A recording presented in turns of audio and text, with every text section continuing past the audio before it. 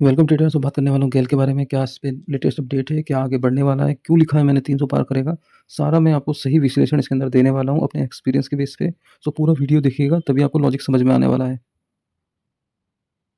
क्योंकि मेरी overall trading कह लो, इन्वेस्टमेंट कह लो, सारी टेक्निकल बेस पे होती है। सो ज़्यादातर अपना प्रोबेबिलिटी कह रहे हो वो अच्छी रही है अभी तक। रिस्क और रिवार्ड रेशियो हमारा बहुत अच्छा रहा है टेक्निकल बेस पे। ये हमारा पेड टेलीग्राम चैनल है। देखिए इसके अंदर 20 रुपये वाला ट्रेड 530 का गया था। हालांकि सबने ट्रेड पकड़ा होगा, परसों एक तरफा मार्केट था, लेकिन ऐसा किसी ने नहीं पकड़ा होगा कि 20 रुपये वाला उसका 530 हो गया होगा। ठीक है, हमने बहुत सारे ट्रेड करे इसके अंदर। हर ट्रेड ने लगभग 200 पॉइंट दिए हैं। बहुत बड़ा मूव था फ्राइडे को। सो जो ऑप्शन ट्रेडिंग करते हैं, मेरे सारे ट्रेड ने 200 प्लस पॉइंट दिए भाई। 5 से 6 ट्रेड दिए थे मैंने, सब में 200 प्लस पॉइंट आए हैं। तो जिसको ज्वाइन करना है पेड वाला वो ज्वाइन कर सकता है। अगर नहीं करना है तो फ्री वाला भी ज्वाइन कर लो, एक्सपायरी वाला। सीधे गेल के चार्ट पे आ जाओ दोस्तों, ध्यान से समझना है यहाँ पर। जो मैं लॉजिक यहाँ पर डिस्कस करने वाला हूँ, मुझे नहीं लगता कि और कोई बताने वाला है आपको।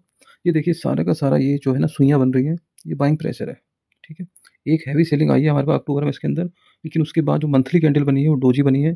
मतलब यहाँ पर डायरेक्शन क्लियर नहीं है कि बायर इसको ऊपर भी ले जा सकते हैं और सेलर इसको नीचे भी ले जा सकते हैं। ये दोनों पॉसिबिलिटीज़ हैं, लेकिन यहाँ पर सेलर इतने स्ट्रॉन्ग नहीं दिखे हैं नवंबर मंथ में, जबकि अक्टूबर में बहुत एग्रेसिव थे। नवंबर में बिल्कुल ढीले पड़ गए वो। तो कह सकते हो सेलर वीक हो रहे हैं यहाँ पर। इससे एक चीज़ समझ में आ रही है, और दिसंबर में ये ग्रीन बॉडी की कैंडल बन रही है, और जैसे ये ब्रेकआउट करेंगे तो यहाँ से एक चीज़ और क्लियर हो जाएगी कि बायर इसके अंदर इंटरेस्टेड है यहाँ पर इस लेवल पे। ठीक है, ऑलरेडी ये बायर जोन है, आप देख सकते हो इतनी बड़ी बड़ी सुई बनी है। ये ओवरऑल पूरे बायर बाइंग प्रेशर ही दिखा रहा है इसके अंदर। सेलिंग सिर्फ एक एक कैंडल दिख रही है बड़ी। नहीं तो अगर आप ओवरऑल इस पूरे इसके अंदर देखोगे तो एक ही बड़ी सेलिंग कैंडल है, बाकी सब बाई जोन है। तो अल्टीमेटली स्टॉक को खरीदने के लिए बहुत सारे लोग इंटरेस्टेड हैं, इससे ये पता लग रहा है। और जो दिसंबर का जो कैंडल है वो ग्रीन बॉडी का बन रहा है, एक ब्रेकआउट की संभावना यहाँ पर दिख रही है। तो ये हो गया मंथली चार्ट का अपडेट।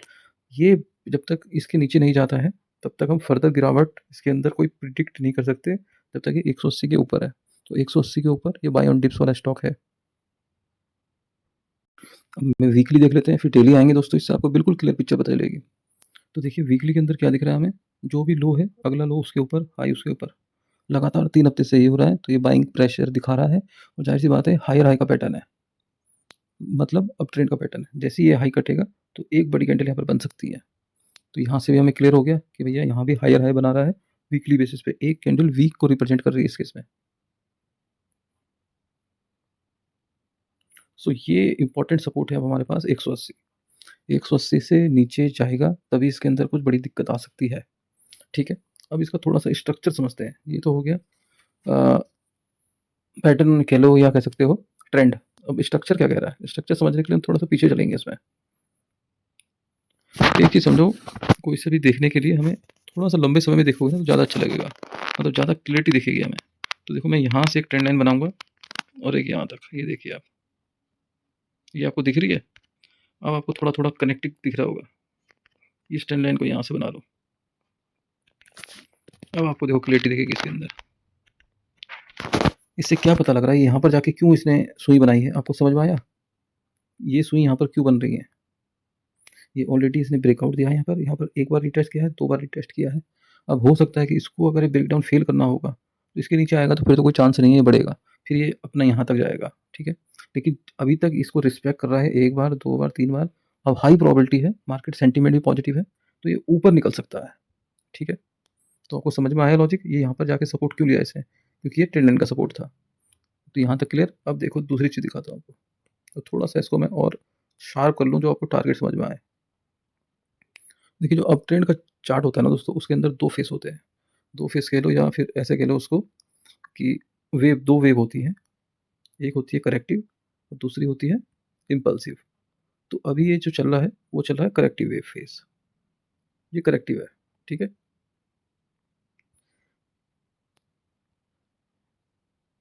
ये करेक्टिव वेव है, ये इम्पल्सिव वेव है, ठीक है? तो जब भी ये समझ लो 5 वेव बनती है मिनिमम, तो ये फर्स्ट बन रही है इसके अंदर ब्रेकआउट के बाद। तो जितना बड़ा ये मूव आया है ना इम्पल्सिव, इतना ही बड़ा मूव आगे आएगा इसके ब्रेकआउट के ऊपर। कन्फर्मेशन मिल जाएगी इसके ऊपर। तो ये यहाँ तक तो जाएगा ही जाएगा एटलीस्ट, और फिर इसको भी नहीं रोकेगा, इसको भी तोड़ के आगे बढ़ेगा। तो एटलीस्ट 300 का टारगेट तो मुझे यहाँ पर दिख रहा है, कम से कम है ये, मिनिमम। क्योंकि इम्पल्सिव वेव को ट्रेड करना ही इंपॉर्टेंट होता है। करेक्टिव वेव में लोग परेशान होके छोटे निवेशक भाग जाते हैं, भाई अब गिरेगा, अब ये होगा, वो होगा। तो करेक्टिव फेज़ में डर सबको लगता है, ठीक है? लेकिन जब इम्पल्सिव वेव आती है ना, उसको मिस नहीं करना चाहिए। तो अब ये बिल्कुल इम्पल्सिव वेव के लिए तैयारी कर रहा है, ब्रेकआउट होते ही इम्पल्सिव वेव के लिए तैयारी कर लेगा। तो 300 तक चाहेगा ये, 300 से ऊपर के भी टारगेट दिख रहे हैं मुझे, कि जितनी लंबी ये रेंज होती है उतना ही जाता है। तो 300 325 तक जाएगा, फिर वहाँ पर जाके एक ये करेक्टिव फेज़ बनाएगा, फिर जाएगा। तो ये लगभग 5 बार करेगा इसको। पॉइंट समझे आप? बहुत लंबे समय से ये बढ़ा नहीं है। अब बढ़ना शुरू करेगा तो ज़ाहिर-सी बात है, लगभग 5 बार तो जाती है वेव जब स्टार्ट होता है तो। तो आप समझ लीजिए कि इसके अंदर बहुत बड़ा टारगेट आ सकता है। और न्यूज़ वगैरह की बात करूँ तो यार देखो, आईसीआईसीआई सिक्योरिटी भी गैस सेक्टर में इसको प्रेफ़र कर रही है। इसकी जो बुक्स वगैरह हैं फंडामेंटल, वो मैं ऑलरेडी बता चुका हूँ। इस पे थोड़ा बहुत लेन-देन है, सो वो रहेगा ही, बड़ी कंपनी है। और ज़ाहिर-सी बात है, इसको ग्लोबली बहुत सारी जगह इसने एग्रीमेंट वगैरह भी साइन करे हैं, बहुत मल्टी ईयर के। तो ज़ाहिर-सी बात है, बिज़नेस इसके पास बहुत तगड़ा है, छोटा बिज़नेस नहीं है। तो ये एक ब्रेकआउट देने की कगार पे है। ये देखिए, रेंज का ब्रेकआउट ऑलरेडी इसने दिया था बहुत लंबे समय से, स्लो चलता है ये, अब ये यहाँ से ऐसे करने के चक्कर में है। तो जिसके पास इन्वेस्टमेंट करना चाहता है जो कोई, ये बिल्कुल सही लेवल है, ₹200 का लेवल, 180 से 200 के बीच में इसके अंदर इन्वेस्टमेंट की जा सकती है। 180 के नीचे क्लोजिंग देना शुरू करे, सस्टेन करना शुरू करे, तो तब इससे निकल जाएँ, क्योंकि तब फिर ये दोबारा से करेक्टिव फेज़ में चले जाएगा। तो ये ओवरऑल व्यू है। मेरे हिसाब से इसके टारगेट तो बहुत बड़े आ रहे हैं। अब मैं 500 भी लिख सकता था, क्योंकि यार 5 फेज़ होते हैं, मैं आपको बता रहा हूँ। जब अब ट्रेंड का फेज़ चालू हो रहा है ना, ये फर्स्ट ट्रेंड चालू हो रहा है इसका, ये मान लीजिए अब। तो पहली वेव ये हो गई, ये फर्स्ट, फिर सेकंड, थर्ड, फोर्थ, फिफ्थ, ऐसे जाएगा ये। तो यहाँ जाके टारगेट आएगा इसका। तो अभी तो ये सेकंड वेव में चल रहा है करेक्टिव में, फिर थर्ड आएगी इम्पल्सिव, फिर फोर्थ आएगी करेक्टिव, फिर 5 आएगी। ये मिनिमम है, इतना जाता ही है। ये ओवरऑल जो टेक्निकल है उसके बारे में बता रहा हूँ आपको। तो मोटा-मोटा 300 का टारगेट हम मान के चलिए कि इसके अंदर आ सकता है। ये कह सकते हो कि थोड़ा टाइम लेगा ये, क्योंकि वीकली चार्ट है ये, तो हो सकता है 6 महीने लगाए, ये साल भर लगाए।